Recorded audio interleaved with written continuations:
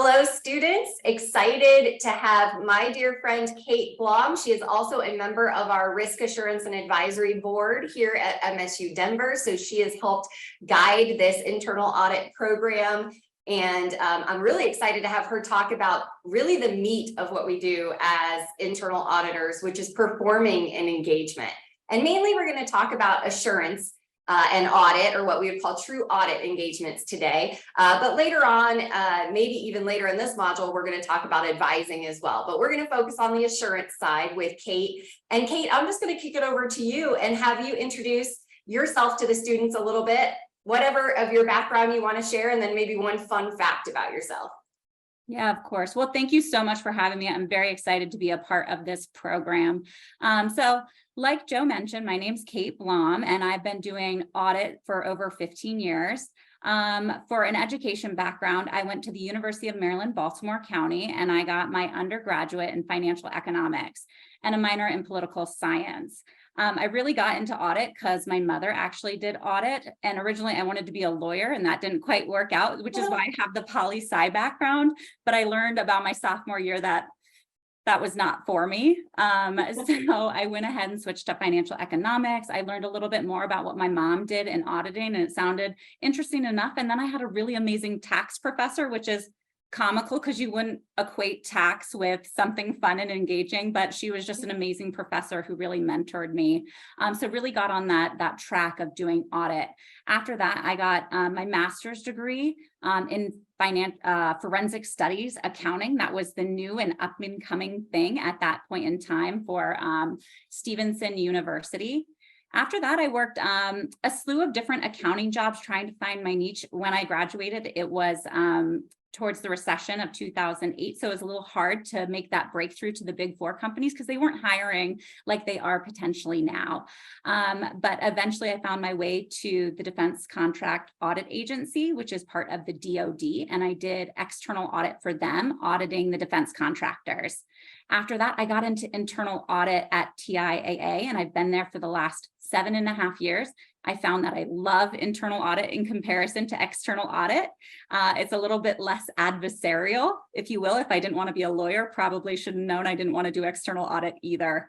And then for a fun fact, I was actually born and raised in Anchorage, Alaska, and actually have come face to face with a black bear through a sliding glass door. But I thought that would be a fun fact to share. That is super fun, and probably one we won't, well, we hope we won't hear that much, like face to face with a bear. Yes. I was glad there was a glass door there. Yes, exactly. But it was a little baby black bear that came up and just wanted to say hello. That's awesome. Although I have seen on I feel like in the Colorado news, there's been bears wandering through neighborhoods quite a bit lately. So yes. Well, as I mentioned so far in the course, obviously we've gone through, planning an engagement, and now we get to talk about what we do after we plan, which is, really the meat of what we do. And I just want to get your opinion on where do we start? How do you transition from planning to performing? Is it meetings, walkthroughs, those kind of things, or, getting that data? How do you typically start? I know a lot of it starts when you start planning, right? Because you're asking for stuff, but what's that true transition in your mind? Yeah, for us, that true transition is issuing our scope memo.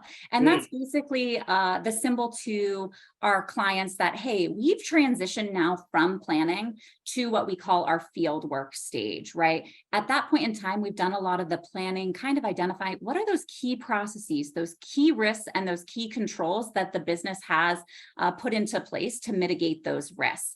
Because, right, when you're doing the planning, you're trying to assess what the scope of your audit is. You don't want to audit everything under the sun. You need to define that. You need to be working with your clients and your business partners to identify, hey, these are the process, these are the key risks that are associated with it. So really that kickoff for us, the way I look at internal audit is that scope memo. Now, with that being said, that doesn't mean that it's a fine defined line. Like you mentioned, Joe, right? You're doing a lot of planning where you're getting to understand that process, which is going to help you get into field work, right? You need to have a good understanding of what you're looking at to even define your scope. and then move in to field work. So really ours is that issuance of that scope memo. But then from there, after we issue our scope memo, it really is identifying those populations, having those more detailed walkthroughs, understanding exactly what the process looks like. What are those policies and procedures? Sometimes you can get those in planning, which can give you kind of a head start to look at that. But then it's really diving in, right? Identifying for what we call a test of one, where you're going to walk through a process potentially end to end, or maybe you're going to start conducting your interviews if interview processes are what you're going to do. So it's really getting into the bulk of that work, right? When we look at full engagement, generally we do a 20, 60, 20. 20% of your time is spent in planning, 60% in field work, and then 20% in reporting. So like you mentioned, it's really the meat of that project. Yeah, no, I love that. I actually, I've been talking to a few people about how sometimes planning goes on too long, and sometimes reporting that end, communicating goes on too long. So I like that you put it almost in boundaries. So we keep that in mind that, we want to be agile. We do want to plan, and we want to plan well, but we want to start testing too, because you might change, right? Your scope might change if we're agile. And so it's good to get in there and get started. So you mentioned test of one. So let's talk about the different types of tests that you typically do during an engagement. What's the variety of things that we could even do to provide assurance to these areas that we're looking at?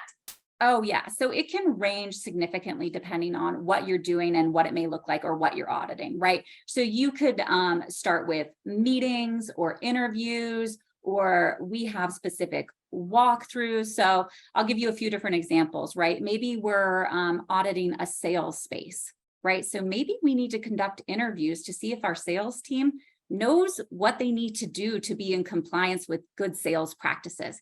Do they understand our product? So maybe that looks like designing an interview questionnaire and then identifying the population of salespeople, and then selecting that population and then a sample of that population, and then going out and performing those interviews.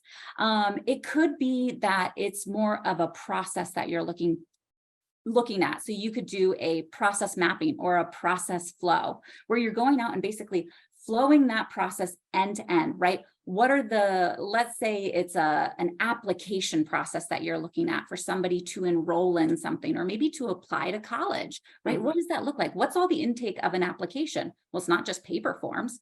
Somebody could go online and apply, right? And then what are all those key fields that they have to fill in and fill out, right? And what are all those different steps, and where does that form flow from, whether it be paper or be online or any other venue? So you could do a process mapping. And that really, I'd love to point out to students, that shows you the what could go wrong too, right? So that is really the true reason to do that process map, is as you were sitting there talking about how an application could go through different ways. I know even, maybe I should do that as an audit at the university, the what could go wrong in that process, right? That's what we're looking for when we're doing those. Yeah, and it can just show you a lot of control gaps, right? Yes. Gaps within that process of, like you mentioned, what could go wrong or what's missing, right? Yes. Maybe it's not the application process, but maybe it is, or maybe it's should we have a second site review? You're looking at this whole process and it's flowing through and you're saying, nobody reviews these before this time frame, right? Like maybe that's a gap in your process, and what does that look like? And sometimes looking at it holistically end to end can help give you a really good picture of what's missing. Yeah, That's another way you might look Yeah. at audits. You might do different document reviews, right? You're asking for policies and procedures. What are those things that inform it? Are they accurate? Do they describe the process? Because sometimes what happens is people document a bunch of policies and procedures and then they never go back and update them, right? The systems change, right? How quickly does technology change in our world? And all of a sudden you're looking at a policy and procedure and they got screenshots of a system that's not even in existence anymore. Well, how helpful is that going to be to the person performing the function?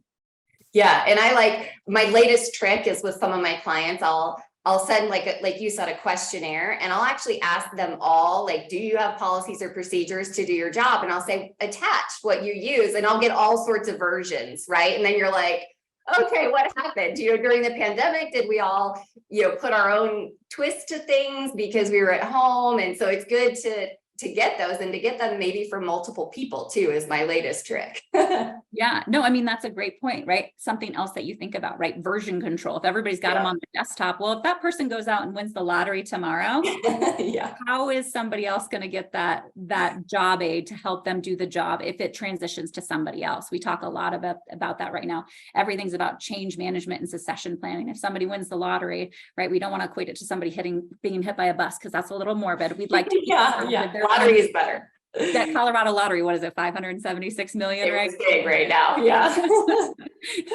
If they win that lottery, who's going to do that job, and what's going to inform them to do that job accurately and correctly? Yeah, and I think you brought up a great point that sometimes we're looking at a specific area when we're performing an engagement in this, doing this field work, but it's not just what they're performing that we're necessarily auditing or providing assurance on. It is that they have the proper hiring practices for their group, or the succession plan, like you just mentioned, for their group. So I think it's good to recognize that internal auditors we're not like narrow-minded, right, on what we're auditing. We have this broader picture of what impacts the whole organization, even though we're just looking at this one department. So I love that you kind of brought that up inherently in what you were saying. So that we know there's lots of different ways to do testing. I'm going to provide like this test types documents to the students. How do you document when you're testing something? What does that look like especially for you at TIAA? How do you guys do that? Yeah, of course. So we've got some templates that we use. And like I mentioned, we really do what we call a design evaluation. So that's really that walkthrough process, or looking at a process end to end. And so we really document that in a Word document. And I'll go ahead and share my screen and kind of walk you through that quickly. But this document is really going to be the guide for whichever auditor is on the audit and performing that function. Apologies here. All right, let's get this here. So you can see here, right? It's a very, it talks about what's the audit name, what's the work paper reference, what's the business risk, what's the risk that we're trying to address, and what's that control that addresses that risk. So is that risk around client accounts or employee existence or payroll, right? So we're going to talk through that. And then we're going to talk about— 1 second. Sorry, I can see the test types document, but not the one you're talking about. Can you flip? Yes, let me go back. Apologies. Oh, you're fine. You're good. I know it's kind of when you've got multiple screens, it's always hard to figure out which one. Yeah, multiple screens. And then I picked that one, and then I was like, hold on, I need to be on this one so I can see the camera. So this is the one. All right, perfect. So apologies. So you can see here, it's really got the audit name, the business risk, like I was mentioning, of what we're looking at. Is there reputational damage to the firm? What does that look like? The control statement. We're going to include who we talk to, right? It's really important as an auditor to be documenting everything that you're doing, so that an independent reviewer or third-party reviewer, if they came in and looked at your work, would they understand it? Would they come to the same conclusion that you're reaching at that point with a general understanding of the process that you're reviewing? Source documentation, right? If you ask for those policies and procedures from the client, who'd you get them from? When and where? Maybe you had to go out to a system and you could pull it down directly from the client, right? In some of those bigger firms, right? You got to be able to document what you got, when you got it, because if somebody comes back and looks at it, they want to know where you went so that they can go and get the same information, right? Then, like I mentioned, we're going to have a design evaluation here. So in here, we're going to have a number of test steps that we're just going to go through, right? Generally, our first test step in every audit and every process is perform a walkthrough. Have the client walk you through whatever it is that they do. Do they have an SOP, or it could be a job aid? It doesn't always look exactly the same. Like Joe mentioned, you get different versions. And does it align to the process? First thing is, what do they do? And does it align to the process? And that's not going to be for everybody, but for the most part, that's going to give you a really good understanding of what you're looking at from an audit perspective. Because if you don't understand what they do, how can you audit it, right? How can you make sure that whatever assurance you're giving is accurate, right? And then we always talk about the 4 assertions for us or for our company is existence, completeness, accuracy, and timeliness. That's really what we're looking at the heart of every control that we're looking at, right? And it may be existence related to employee existence, right? And then if you're going to look at existence of employees, how do you know that you have the full population or completeness, right? When you're talking about, let's say you're doing a test to verify that all employees actually exist and there's nobody fake on the payroll. What does that look like? Well, how do you know you have the full population of employees? Well, you're just going to ask somebody to hand you an Excel file? Probably not. Yeah. You're going to want to say, well, what's your system of record? Yeah. What's that HR payroll look like? And everybody listed, is that everybody that actually got a check cut? Right? How do you know that the information that was provided to you is complete, and where did it come from, and could anybody modify it? Right? I remember those letters, IPE, information provided by entity, right? And then how can we used to have to do more and more testing on what is the source and can we get it ourselves, right? Because that's the best way, obviously independently, so it can't be altered or anything like that. But what system is it coming from? And there's many other steps that we could do. This is why auditors can go down lots of holes, right?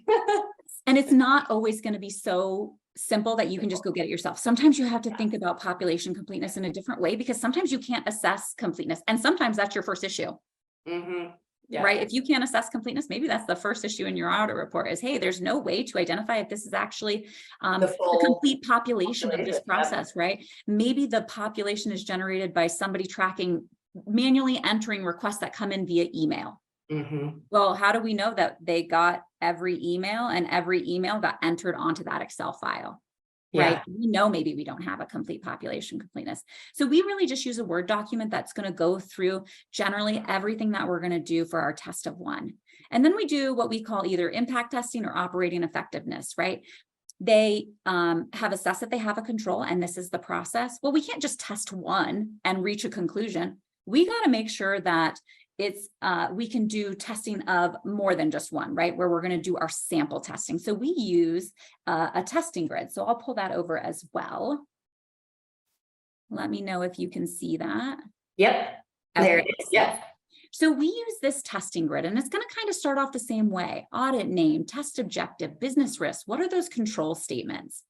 And then we're going to talk about our sample details, because it's really important that you document this for the independent reader. What was the scope of your audit? What was the time frame? And did you have to change that time frame for what was in the scope memo to what you're looking at? Because maybe the process changed, or maybe it's a new process. There could be a number of things. What's the frequency of the control? Is it daily, monthly, quarterly? Where did you get your population from? Back to that population completeness. That's so important. And then how did you validate that population, right? Because that makes the auditor stop and think and say, hey, is it actually complete? How can I validate that it's complete? And how can I describe that to another reader so they'd come to the same conclusion as me? And then sample size, right? Each firm is going to have their own sample size, but we want to be able to make sure that we can say that the sample size was adequate, right? Like if it's a monthly control, you're probably not going to test every month in the year, right? Maybe it's 3, maybe it's 5. Each company is going to have their own requirement. Or if there's a really big population, say you have 1,000 employees, we're not going to test all 1,000 employees. Maybe we're going to test between 25 and 50 or whatever the sampling requirement is for your company or your process. And then how did you sample? Did you use a random number generator? Did you do judgmental sampling because you had some data analytics that you could say, hey, you know what? I looked at all these employees and there was 5 employees with the same address. I tested those 5 first, and then I did a random sample because those ones, the data told me something different about that information that seemed important and they were kind of a red flag. So I want to dive a little deeper to those.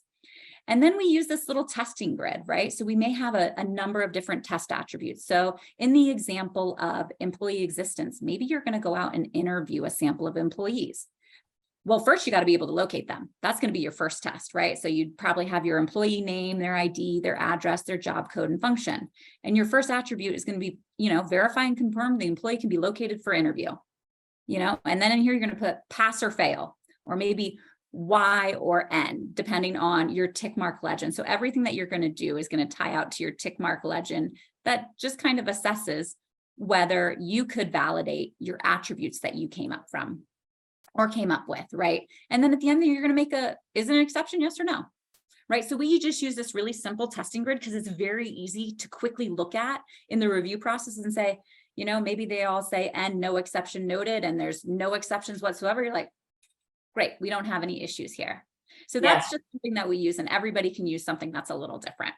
Yeah. Do you guys put these in a system to house them, or what do you use there? We do. So we use a system called Teammate Plus. Okay. So a lot of different firms use a lot of different systems that I've seen, but there's not one based system that everybody has to use. We found that Teammate Plus works for us. And so it houses all of our work papers, all of our controls, all of our design evaluations, all of our Excel files, all of our testing grids, as well as our reports and all our planning documents. Perfect. Yeah. So Teammate's the one I've used in my internal audit career too. So I always like to ask the question. Now it seems like there's a few new ones out there, like Audit Board obviously is real popular right now, but I'm a Teammate user at heart, I feel like. So I know exactly what you mean, but that is, for the students' sake, that is kind of just how it's a place to house all of your work. And the one thing I do want to mention that Kate touched on is the purpose of documentation is so that someone could really understand what you did, right? And justify. So especially when you find exceptions, you're going to get challenged on those sometimes. So it really is being clear, but it is finding a balance on, we maybe don't want to spend so much time on documentation that, it goes on too long, but you have to have just enough so that someone really can either get what you did very easily or reperform it right there within the work paper. So it is that, I found it's that fine balance of documenting your work, right? You are absolutely correct, right? It's finding that perfect little balance between spending enough time and not too much time, because specifically in the audit world, we move very quickly. You have anywhere, depending on the place, anywhere between, it could be 6 to 10 weeks or 3 to 4 months, depending on the process in the audit you're doing. You have to come in, learn a bunch, be able to document it, and then move on to your next thing. Yeah, absolutely. Well, what else are we missing when we talk about this stage of really performing engagement? Is there anything else that you can think of that we should share with the students in this? The one thing I would say is, as you identify exceptions, communicate. There is nothing worse than getting to the reporting stage and bringing an issue, and they're like, oh, well, you didn't look at these 3 documents that support that and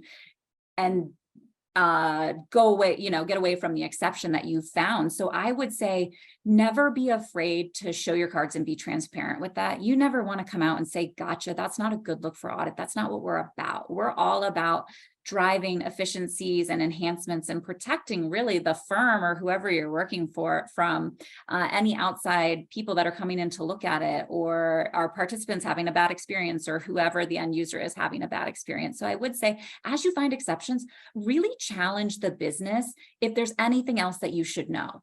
Right. You just don't want to get to reporting, because I've had it happen a million times. It doesn't matter how hard you try. Somebody's going to come back and say, oh, I had this document in my email that supported what you were looking for. So really make sure that you're saying, hey, like, this is what I'm seeing. Is there anything else? Yeah. Is there anything else? Double check your documentation. Make sure that what I'm reporting is accurate. Right. And when I get to reporting.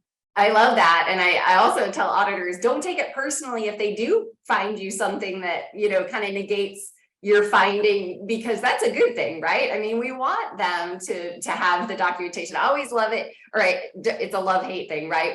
When they get so angry that they debunked your issue, and it's like, no, it's okay, right? Don't take it personally. Because like you said, we're not meant to catch them. And I think that's the perception that some people have of us, and we don't want that to continue. So I love that. And it also shows the fact that while it is the 20-60-20 rule and the communicating and reporting, which we'll be talking about next, but you don't wait until then to start communicating, right? So it is throughout the process. So I like that there's not a fine line where you stop performing and start communicating. So communicate early and often. Yes, for sure. So this is the last question I've been asking all of our experts. What is one piece of advice, can be personal, professional, that you would give younger Kate if you were looking back, or, as a student? Is there one thing that you have in your mind for these students?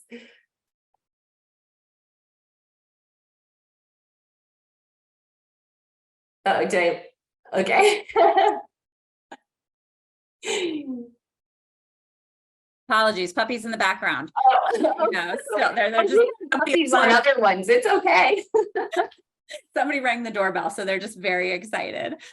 They need to see who it is. The one piece of advice, and I still give myself this piece of advice because I struggle with it a lot, is be okay with knowing that you don't know stuff. Be okay with saying, hey, can you explain that to me? Can you tell me why you do that? For what reason? Because you really got to dig in. And a lot of times it's hard to get over the fact that we don't know everything. We want to know everything. I hate feeling stupid. I don't like feeling dumb. And I know a lot of people feel that way, but we aren't expected to know everything, and know that it's okay. Ask the business, tell them, hey, you know what? I'm not the subject matter expert. You are. I need you to talk me through this process because I want to understand what you do and why you do it. If somebody's doing a process, be okay with asking them, hey, why is that important? Because you need to understand that. And it's okay, as auditors, we are not expected to know everything. Now, that doesn't mean don't go in prepared. You should be reading those policies and procedures, anything that they're giving you, making sure you come in prepared with a list of questions, but be okay with just saying like, hey, I don't understand why you're doing this. Can you tell me why? And you know what? Sometimes they're going to say, I don't even know why I'm doing this. Yeah. Right. Can you help me figure out why I'm doing this? Right. Because maybe they're just hitting that button for no reason, right? Processing that invoice and they have no reason behind it or for what they're doing. And maybe that's a way that you can be a great value add to the company. Hey, I saw we were doing this process and we're not really sure why we do it. There's no value here. Yeah. Well, I love that. I love that advice. And I do think your tactic of, it's almost like making them feel special too, right? You're the one that's the expert. Explain it to me. I love that. And I think that would definitely get anyone further in the process. So, well, Kate, thank you so much for being with us and sharing your wisdom and your knowledge and all your experience with us. Thanks so much for having me. I really appreciate it. All right.